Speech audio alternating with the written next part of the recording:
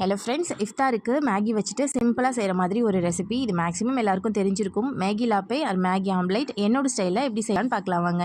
இதுக்கு நான் 3 பல்லாரி வெங்காயம் எடுத்து அதை சாப்பரில் போட்டு நல்லா குட்டி குட்டியாக கட் பண்ணி எடுத்திருக்கேன். இதுக்கு நான் 2 மேகி பாக்கெட் எடுத்திருக்கேன். தண்ணி சூடான பிறகு இதை கொட்டி நல்லா வெந்ததுக்கப்புறமா வடிகட்டி எடுத்துருங்க. நல்லா கம்ப்ளீட்டாக இது வந்து ஆறணும்.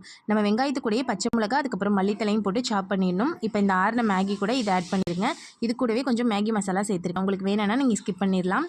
இது கூட 1/2 ஸ்பூன் அளவுக்கு இஞ்சி பூண்டு பேஸ்ட், கொஞ்சமாக மஞ்சள் தூள், மிளகாய் தூள், மிளகுத்தூள், தேவையான அளவு உப்பு சேர்த்துருங்க. இதுக்கு நான் 3 முட்டை எடுத்திருக்கேன். இந்த 3 முட்டையும் சேர்த்துட்டு நல்லா மிக்ஸ் பண்ணி எடுத்துக்கோங்க. நம்ம 2 பேக்கெட் மேகிக்கு 3 முட்டைங்கிறது கரெக்டான ரேஷியோவாக இருக்கும்.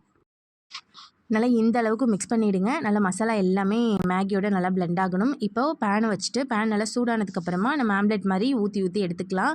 நல்ல டேஸ்டியான ஒரு ரெசிபி. இஃப்தாருக்கு கண்டிப்பாக இந்த ரெசிபி வந்து ட்ரை பண்ணுங்கள். குட்டீஸ்க்கு கண்டிப்பாக ரொம்ப பிடிக்கும். இதை நீங்கள் ஈவினிங் ஸ்நாக்ஸாக கூட பசங்களுக்கு செஞ்சு கொடுக்கலாம். நல்ல ஒரு ஃபுல்ஃபில்லான ரெசிபி இது. ரெசிபி ட்ரை பண்ணி பார்த்துட்டு எப்படி இருந்துச்சுன்னு மறக்காமல் கமெண்ட்ஸில் சொல்லுங்கள். இந்த வீடியோ உங்களுக்கு பிடிச்சிருந்தா மறக்காமல் லைக் பண்ணி ஷேர் பண்ணுங்கள். தேங்க்ஸ் ஃபார் வாட்சிங்.